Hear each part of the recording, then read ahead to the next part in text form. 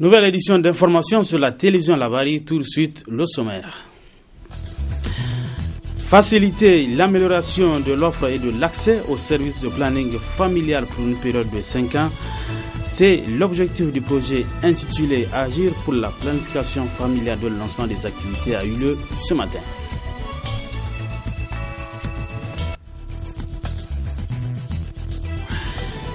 La pratique de l'esclavage au Niger au centre des échanges d'un dîner de presse organisé hier par le Bentimidia à l'endroit de ses partenaires.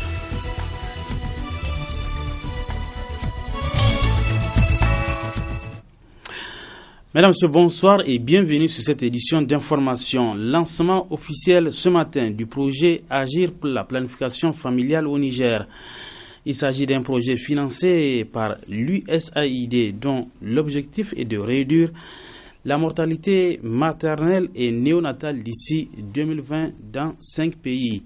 La cérémonie s'est déroulée en présence de plusieurs membres du gouvernement, des responsables de l'USAID et de plusieurs invités. Le compte rendu de cette cérémonie avec Asman China.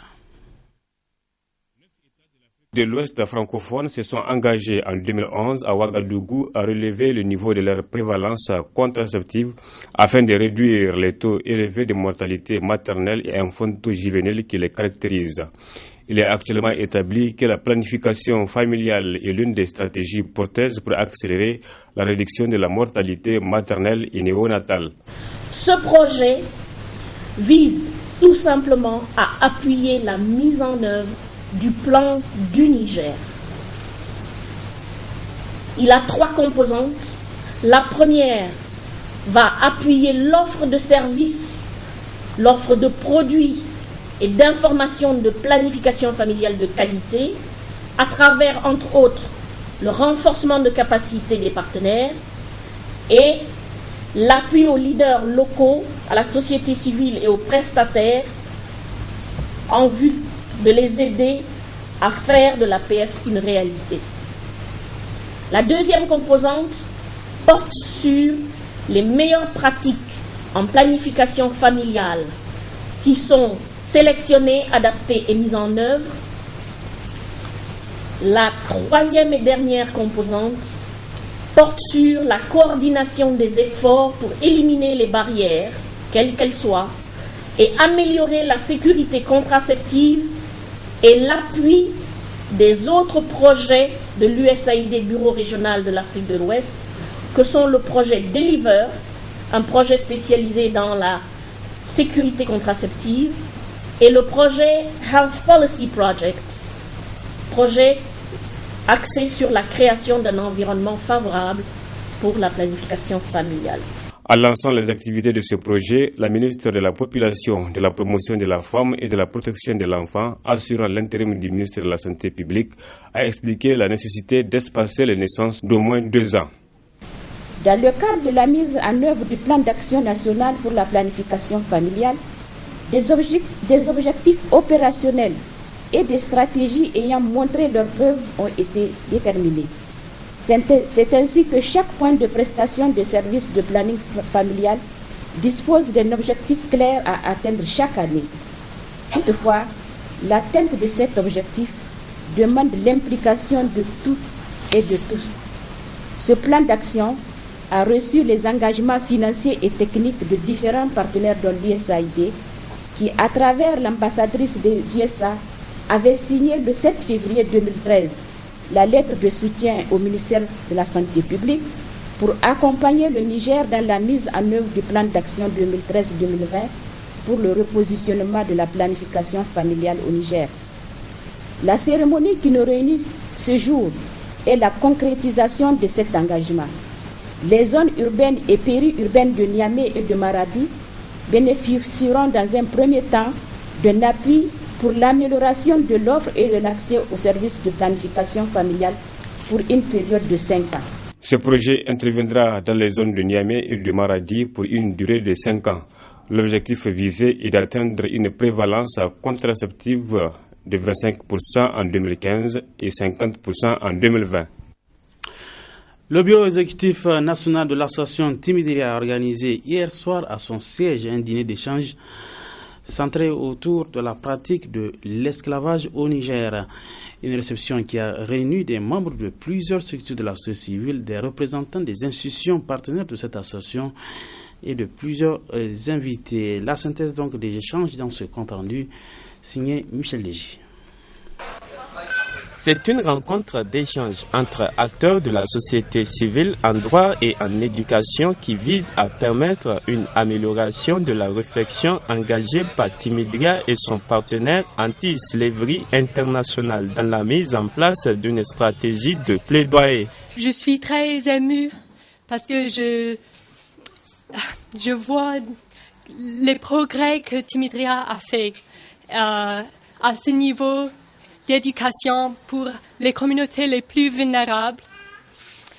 Anti-Slavery a travaillé avec Timidria pendant longtemps.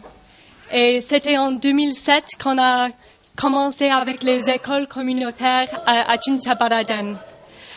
Et à l'époque, c'était des communautés très, très marginalisées, très vulnérables à cause de leur statut d'esclave.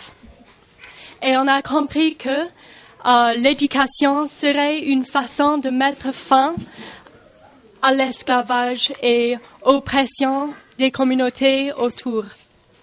Et 5 ans plus tard, on a vu que l'éducation avait vraiment fait une différence très importante dans les vies des 6 villages où on intervenait. Dans le cadre de cette lutte pour la défense et la promotion des droits de l'homme, et particulièrement la lutte contre l'esclavage et les pratiques discriminatoires, le Niger a enregistré des avancées significatives, et cela grâce à l'engagement des acteurs de la société civile nigérienne, au rang desquels on peut citer Timidria qui a toujours su bénéficier de l'appui des organisations sœurs actives dans le domaine, a indiqué le secrétaire général de cette association. En effet, la loi 2003/25 du 13 juin 2003 qui réprime les pratiques esclavagistes, l'ordonnance 2010/86 du 16 décembre 2010 et la mise en place d'une commission nationale de lutte contre les traites des personnes constituent des preuves irréfutables d'une avancée considérable de notre pays en matière de lutte en faveur de la protection et de la promotion des droits de l'homme. Aussi, il faudrait souligner que la mise en application des recommandations des États généraux de la justice pourrait contribuer à une meilleure protection de ces droits. Mesdames et messieurs, afin de consolider ces acquis, nous devons plus que jamais être solidaires pour mieux défendre les droits des citoyens de l'unité. C'est dans le même ordre d'idées que nous estimons que la démarche projetée par les ROTAB le 25 janvier 2014 requiert la mobilisation de tous. Par ailleurs, nous profitons de votre présence au siège de l'association Timidria pour vous rappeler que le bureau exécutif national a pris, malgré lui, le 22 mai 2012, une mesure disciplinaire de suspension du camarade Ibrahim Habibou du poste du président de notre organisation pour violation délibérée et répétée de nos textes, des textes régissant notre association. Pour cette année 2014, l'association Timidria a planifié plusieurs activités d'éducation civique et de sensibilisation des populations rurales pour ainsi contribuer à la promotion des droits de l'homme et à la lutte contre l'esclavage au Niger. Le gouvernorat de Niamey a servi de cadre hier à une rencontre entre le tout nouveau bureau régional de professionnels du tourisme et de l'hôtellerie et le gouverneur de la région de Niamey. Objectif, trouver les voies et moyens permettant un plein essor de ce secteur dans la capitale. C'était en présence de notre reporter Adam Soumana. Plus d'un mois après la mise en place de la structure régionale de l'Association nigérienne des professionnels de l'hôtellerie et du tourisme de la capitale, ses membres se sont transportés par la présente au gouvernorat de Niamey au fin d'échanger avec le premier responsable politique régional sur leur plan d'action ainsi que leurs préoccupations. C'est une association qui, au-delà de la défense des intérêts matériels et moraux de ses membres, œuvre pour la promotion et le développement des investissements dans le domaine du tourisme et de l'hôtellerie. Elle est dirigée par un bureau national dont d'ailleurs quelques membres sont ici présents avec nous. Il s'agit de M. Idé Saleh. L'association est présente dans toutes les 8 régions de notre pays et dans chacune des régions, elle est dirigée par un bureau régional. Nous avons quelques préoccupations que nous voulons partager avec vous. C'est d'abord la concurrence déloyale qui nous fait les bars clandestins, communément qu'on appelle les caves. C'est concernant les hôtels, les concurrences déloyales, donc les hébergements clandestins qui sont faits et aussi toute l'insécurité qui va avec. Nous avons aussi des préoccupations assez récurrentes. C'est par rapport aux contrôles inopinés qui sont faits dans nos établissements et vraiment qui ne respectent pas la dignité de nos travailleurs et aussi de nos clients. C'est avec un grand intérêt que le gouverneur a suivi les interventions des différents membres de cette délégation et loué par la même occasion les efforts fournis dans ce secteur par ces hommes et femmes auxquels il a d'ailleurs promis de trouver des pistes de solutions à leurs problèmes. Nous sommes dans un pays où tout le monde veut se taire. Personne ne veut se tâcher. Autour de vous, vous voyez qu'il y a une activité négative qui se développe, mais personne ne peut avoir le courage d'alerter pour qu'on puisse agir, parce que la peur qu'on dise que c'est lui qui a dit. Et on ne peut pas construire un pays par rapport avec ce genre de comportement. Il faut qu'on ait le courage de dénoncer des gens qui sont négatifs pour la société. Maintenant, les lieux d'hébergement clandestins, ça nous on ne les connaît pas. C'est vous qui les connaissez. C'est vous qui les connaissez. Et moi je pense qu'il faut filer l'information, comme on dit. Les contrôles inopinés qui ne respecteraient pas les droits humains, moi je ne suis pas sûr. Peut-être que ça ne me plaît pas, parce que des fois on découvre certaines choses qui font partie des mœurs et qui font partie aussi des autres droits humains. Il faut qu'on se le dise aussi. Et nous avons été attaqués par l'association des religieux le jour où on a parlé de salubrité, comment dirais-je, au niveau de Diadosekou. Mais ils nous ont fait savoir que la salubrité la plus grande se trouve chez nous. Ce n'est pas les plastiques qu'on voit dehors. C'est ce qui se passe dans la rue. Ce qui se passe dans la rue, et je sais que chacun ici comprend aisément de quoi je parle. Je pense que c'est à vous de vous faire respecter. Fort de cet engagement du gouverneur à œuvrer pour le rayonnement du secteur de l'hôtellerie et du tourisme dans la région, les nouveaux membres du bureau de cette association entendent poursuivre leurs rencontres avec les responsables de la ville et des arrondissements de la capitale pour davantage trouver les voies et moyens à même de donner un nouveau souffle à ce secteur porteur. Située à 60 km de Niamey, la commune rurale de Ouro-Djalago est située donc dans le département de Saï. La carte postale de Ouro-Djalago avec notre reporter Biba Laoli qui a récemment séjourné dans cette commune. Située à une cinquantaine de kilomètres au sud de Niamey, la commune rurale de Ouro-Djalago a une superficie de 758 km². Elle est limitée à l'est par les communes de Saï et Tamou, à l'ouest par celles de Torodi et Maklondi, au nord par les communes de Bitingouegui et Yuri, et au sud par le Burkina Faso. Selon les résultats du recensement général de la population et de l'habitat de 2012, la population de cette commune rurale est estimée à environ 28 107 habitants. Elle est composée en majorité des Peuls, ce qui fait d'elle une zone pastorale par excellence.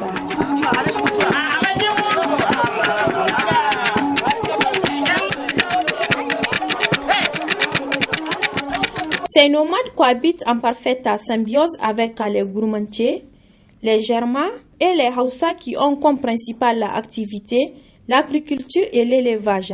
Mais ces dernières années, l'irrégularité des précipitations et la dégradation des sols ont eu un effet négatif, ce qui du coup a joué sur la production agricole, ainsi que sur le fourrage, ce qui oblige la plupart des éleveurs à aller en transhumance vers le Burkina Faso, le Bénin et le Togo. La commune rurale de Ouro-Djalago, située dans le département de Saï, fait face à un problème de piste rurale qui constitue un obstacle au développement économique de cette commune. Du sport dans ce journal, dans un souci de rendre mieux efficace le programme Get Into Rugby, la Fédération nigérienne de rugby, avec le soutien de la Confédération africaine de rugby, organise une série de 3 sessions de formation. Le but du programme est donc d'encourager les enfants à pratiquer le rugby à travers l'initiation, la pratique et la passion. La vulgarisation du programme Get Into Rugby est au stade des entraîneurs en ce mardi 21 janvier 2014. Les stagiaires vont recevoir pendant 5 jours des rudiments capables d'encourager les enfants à s'essayer au rugby de façon sûre et progressive. Le tout chapeauté par l'officier de développement de la Confédération africaine de rugby. Cette session de formation s'inscrit dans le cadre du développement global du rugby que l'International Rugby Board, l'IRB, a initié et qui est relayé par la Confédération africaine de rugby dans nos différentes fédérations. Il s'agit pour l'IRB de faire en sorte que le rugby soit vulgarisé et que donc un développement important soit fait dans les différents pays. Ce projet donc va permettre au Niger qui reçoit ce projet cette année d'avoir donc du matériel, d'avoir des formations comme celles que nous sommes en train de faire, de telle sorte que avec du matériel et avec des formateurs, ils puissent investir pratiquement tout le Niger pour faire de la formation et faire la promotion du rugby partout où la fédération jugera bon de développer le rugby. Le programme IRB Get Into Rugby fait partie de la nouvelle stratégie de l'instance mondiale de la balle ovale qui vise à développer le rugby en collaboration avec les différentes confédérations et fédérations membres. C'est un projet qui a pour cible les jeunes. Il faut amener un grand nombre de jeunes dans le rugby, les faire jouer au rugby et les faire rester au rugby. Donc nous avons la chance d'être élus pour bénéficier de ce programme, parce que ce n'est pas tous les pays où on pratique le rugby que le programme est mis en œuvre. Le Niger a été choisi pour bénéficier de ce programme au vu de ses résultats au niveau de la sous-région. La Fédération nigérienne de rugby est donc un bon élève de la CAR qui suit de près le développement de la discipline et les résultats des élus. Au niveau de la Confédération africaine de rugby, on se réjouit des efforts importants faits par la Fédération et la Fédération nigérienne de rugby et partant par le ministère. Parce qu'il faut dire que c'est toujours un honneur renouvelé pour moi lorsque je viens au Niger, parce que je sais que du travail important est fait. Pour preuve, depuis près de 3 ans, le Niger est toujours championne d'Afrique du groupe 2, ce qui lui a même valu de participer aux éliminatoires à Yamoussoukro en Côte d'Ivoire lors de la Coupe d'Afrique du groupe C. Et je pense qu'ils ont montré ce dont ils étaient capables et la Confédération africaine de rugby a vraiment un œil attentif sur la Fédération nigérienne de rugby. Après les entraîneurs de niveau 1, les membres de la fédération, enseignants et éducateurs des écoles de rugby seront à leur tour en session pour mieux cerner les tenants et aboutissants du programme Get Into Rugby. L'actualité à l'étranger, la République centrafricaine a depuis hier une nouvelle présidente, c'est Catherine Samba Panza qui a été choisie pour désigner la transition prévue pour 12 mois. Catherine Samba a un défi à relever, unifier la population d'un pays divisé par des violences interreligieuses. Au Niger, les organisations féminines se réjouissent du choix porté sur cette dame. Le reportage avec Hassan Salemsa. Je voudrais, en tant que mère, pouvoir apaiser les esprits. En vous écoutant les uns les autres, j'ai senti beaucoup de haine dans vos cœurs. J'ai senti beaucoup de rancœur dans vos cœurs. Seule une mère saura rassembler tous ses fils et ses filles divisés. Mission difficile mais pas impossible pour cette dame de fer qui a désormais la lourde responsabilité de diriger la transition en Centrafrique, un pays divisé par des violences interreligieuses depuis l'arrivée des rebelles Seleka au pouvoir. Catherine Samba Panza a été élue au second tour de l'élection avec 75 voix contre 54 pour le fils de l'ancien président Kolimba. C'est une première en Centrafrique et c'est à féliciter aussi pour le pays qui a connu beaucoup de souffrances et d'instabilité. Je suis très satisfaite, très fière du choix porté sur la personne de Madame Penza Samba, qui est une femme très connue du milieu de la société civile, parce qu'elle est maire élue de Bangui, de la ville de Bangui. Et étant de la société civile aussi, elle est à féliciter. Elle a toutes les capacités requises quand même pour conduire le pays. Et je lui souhaite beaucoup de courage, de ténacité, de bonne volonté et de compréhension avec ses collaborateurs pour mieux accomplir sa mission confiée à elle. Cette femme juriste très connue dans son pays peut être une source d'espoir pour la population centrafricaine. Je sollicite que tous ceux qui sont autour d'elle, que tout le pays s'attelle à l'accompagner, à l'aider pour réussir, pour qu'il y ait vraiment une stabilité, pour qu'il y ait la paix dans ce pays. Et je pense qu'elle pourra réussir.